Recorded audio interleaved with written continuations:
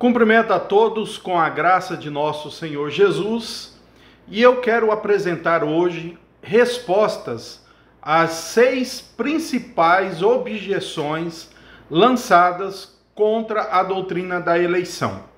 O que eu tenho já ouvido, o que eu tenho lido e também a minha experiência pastoral e discipulando pessoas, essas perguntas são apresentadas geralmente. Então, eu vou apresentar quais são elas e depois vou oferecer uma resposta à luz daquilo que pensamos ser a verdade bíblica. Então, vamos lá. Primeira objeção contra a doutrina da eleição. Segundo os críticos, então, segue o seguinte: a doutrina da eleição torna Deus arbitrário, já que Deus escolhe um e não escolhe o outro.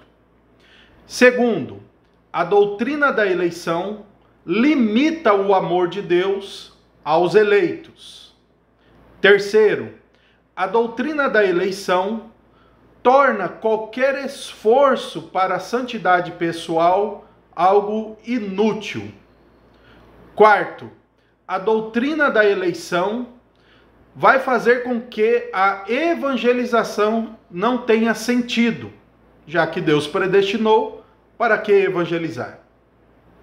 Quinto, a doutrina da eleição torna o homem um robô, alguém sem liberdade. E por último, e mais sério de todos, a doutrina da eleição torna Deus autor do pecado, por causa da relação com os decretos de Deus e a eleição. Então vamos para as respostas a esses questionamentos. Em primeiro lugar, sobre acusar Deus de ser arbitrário. Este já é um erro, já que quem está acusando é a criatura acusando o Criador. E se Deus assim escolhe, já que o pressuposto é que Deus é arbitrário, então nós como criaturas temos falhas, limitações e erros. E não somos nós e não seremos nós que vamos dizer se Deus é arbitrário ou não. O ponto em destaque aqui é que Deus é soberano. E o livro do profeta Isaías, no capítulo de número 33 e o versículo de número 22, a Bíblia diz que Deus tem os poderes soberanos. Nós consideramos democracia quando o poder legislativo, executivo e o judiciário são independentes, não é? Mas olha só o que a Escritura diz sobre Deus. Isaías 33 e o 22 diz assim a palavra de Deus: porque o Senhor é o nosso juiz, o Senhor é o nosso legislador, o Senhor é o nosso rei. Ele nos salvará. Então, a ideia soberana cabe perfeitamente em Deus e todas as suas escolhas são justas. Se você perguntar por que Deus escolhe um e não escolhe outro, a razão não está no indivíduo. Portanto, Deus não é arbitrário.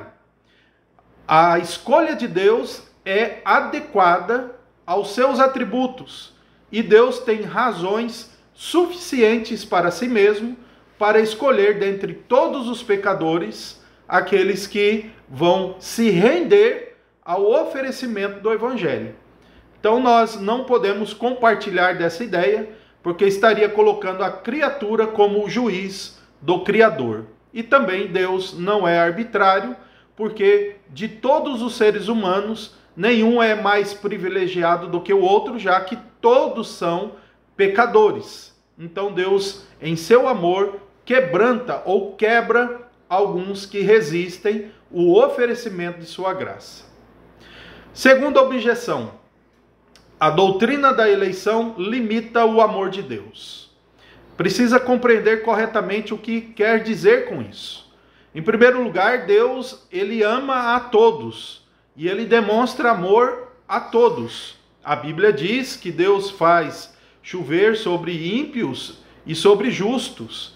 Os ímpios vivem porque Deus dá a eles vida. Deus cuida e sustenta a existência dos ímpios. Deus os abençoa com muitos derramamentos de sua graça comum, como as bênçãos do casamento, a bênção de uma família, do trabalho e do sustento. Então Deus demonstra amor para todos. O oferecimento do Evangelho também é para todos. E assim, Deus demonstra amor para com todos. As pessoas precisam compreender que João 3,16, que diz que Deus amou o mundo, ali contempla ímpios e justos. O mesmo capítulo, no versículo 36, a Bíblia diz que sobre os que não creem em Jesus, a ira de Deus permanece sobre eles. Assim, há um grau da ira de Deus sobre os eleitos enquanto eles ainda não são convertidos. Efésios capítulo 3 e o versículo 1 em diante vai dizer que nós, os crentes em Cristo, éramos por natureza filhos da ira. Assim até mesmo os eleitos são alvos de um grau da ira de Deus, embora eles não vão receber essa ira eternamente, mas eles, enquanto não são convertidos, são objetos da ira de Deus, estão em pecados não justificados. O réprobo, ele, em outro lado, recebe alguma manifestação do amor de Deus, como eu já mencionei. E menciono aqui também como prova o jovem rico, que a Bíblia diz que Jesus o amou. Então, a diferença não está no interesse de Deus e na manifestação desse amor que é oferecido a todos. A diferença é que, para os eleitos, Deus quebra a sua resistência para com esse amor oferecido. E esse, uma vez rendido, ele vai provar do amor de Deus de uma forma que nenhum ímpio, nenhum réprobo vai experimentar, já que ele não foi convertido. E isso não é de se estranhar, já que todos, até mesmo os que não sustentam a doutrina da eleição, sabem que o amor especial de Deus para os que estão em Cristo é diferente para com aqueles que não estão em Cristo. Terceira objeção: a doutrina da eleição torna todos os esforços de santidade ou de santificação inútil. Este é um erro e um erro comum, e talvez uma péssima caricatura da doutrina da eleição no que tange a sua preservação. Aliás, a tradição cristã que ensina a doutrina da eleição tem a expressão para essa doutrina que é perseverança dos santos. Nós cremos que a salvação, ela é um ato de Deus, uma justiça de Deus em Cristo, e isso não é progressivo, mas a santificação é progressiva. Nós cremos que a santificação, o que nasceu de novo, é capacitado para cooperar com a obra do Espírito Santo. A palavra de Deus diz que nós somos lavados pela palavra, pelo Espírito Santo, pelo sangue de Cristo Jesus. Então isso não é verdade. A Bíblia diz que sem santidade ninguém verá o Senhor, e mesmo um pecador tal como Davi, que cometeu coisas horríveis, ele será convencido pelo Espírito Santo a se arrepender e entregar para Deus essa confissão. Então não é verdade que a doutrina da eleição torna a santificação inútil, e também não é verdade que isso é dispensado. Não, é um meio que Deus estabeleceu para que o eleito se certifique de sua salvação. Quarta objeção lançada contra a doutrina da eleição. A doutrina da eleição, segundo a crítica, ela torna a evangelização sem sentido. Isso é outro erro, semelhante ao anterior. Por quê? A evangelização ela deve ser feita por vários motivos.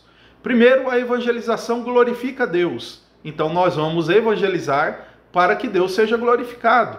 A evangelização manifesta o amor de Deus. Sim, a pregação evangélica manifesta o amor de Deus ao mundo, que diz a todos: se arrependam, ouçam o conteúdo do evangelho, vocês precisam abandonar, eu não tenho prazer na morte do ímpio. Então Deus manifesta amor também na pregação do Evangelho. Terceiro lugar, a pregação do Evangelho é o meio ordinário que Deus estabeleceu para alcançar os eleitos.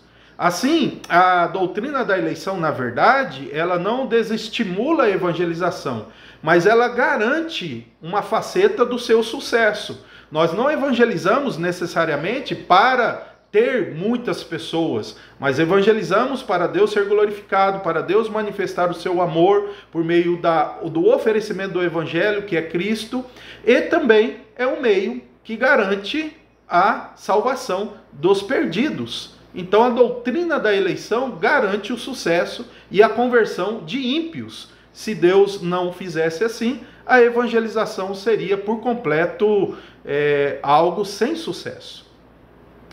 Vamos agora para a quinta objeção lançada contra a doutrina da eleição. A quinta objeção é que a doutrina da eleição torna o homem um robô, alguém sem liberdade. Mais um erro, mais algo que não está baseado nas escrituras, essa objeção, porque é uma caricatura ou uma má compreensão do que é que cremos a respeito da depravação total, do livre-arbítrio e da soberania de Deus. Adão e Eva, eles tinham a liberdade e eles fizeram escolhas livres de acordo com a sua própria natureza.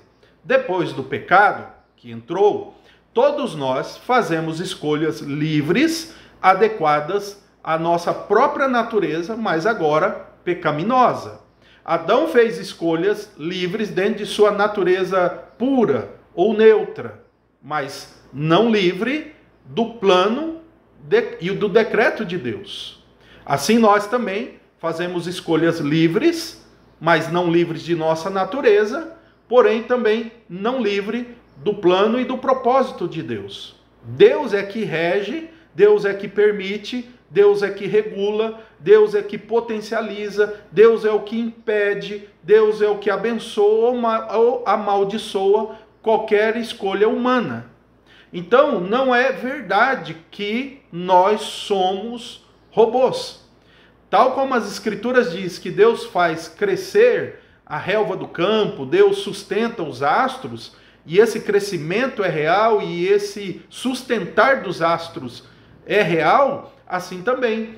As nossas escolhas são reais, mesmo Deus sendo soberano e mesmo sendo Deus aquele que regula todas as coisas. A Bíblia diz que ele faz todas as coisas segundo o seu propósito. Assim, nós não concordamos que a escolha do ser humano esteja livre nem de sua natureza pecaminosa e nem livre do plano soberano de Deus, mas são escolhas livres. Sexta e última objeção lançada contra a doutrina da eleição. Essa doutrina, por causa dos decretos, segundo a crítica, faz de Deus autor do pecado. E eu concordo com o Louis Berkhoff, o grande dogmático reformado, que se essa objeção realmente tivesse fundamento, era uma objeção insuperável. Mas, como ela não é e nem poderia ser, nós estamos tratando apenas de uma caricatura e de uma difamação de um aspecto da doutrina daqueles que creem na eleição. Deus não é o autor do pecado, a Bíblia não ensina isso. A Bíblia diz que Deus é santo, justo e bom, e tudo que ele faz é santo, justo e bom. Então, mesmo aquelas coisas que pensamos ser algo como que uma expressão da ira de Deus, a ira de Deus é santa, justa e boa. E toda a sua manifestação, todo o seu agir é santo, justo e bom, puro, adequado aos seus princípios, aos seus atributos e ao nome que ele possui. Assim, não tem nada de verdadeiro em dizer que Deus é o autor do pecado. Muitos fazem isso ou acusam isso porque nós cremos e sustentamos que Deus é aquele que estabelece todas as coisas que vão acontecer. Ele é o dono, ele tem o domínio. Nele existimos nele nós agimos, é ele que comanda todas as coisas, é ele que domina todas as coisas. É por causa dessa crença que é bíblica que os detratores da doutrina da eleição lançam contra nós essa calúnia mentirosa de que nós fazemos de Deus o autor do pecado, ou que nós ensinamos que Deus é o autor do pecado. De forma mais específica, a confissão de fé de Westminster, uma confissão reformada, diz 2 vezes de forma clara e taxativa e objetiva que Deus não é autor do pecado. Assim, eu só posso considerar que os que dizem isso são mentirosos. Aqui está então as minhas considerações sobre essas principais objeções contra a doutrina da eleição. Que Deus nos fortaleça e que Deus nos ilumine em sua verdade.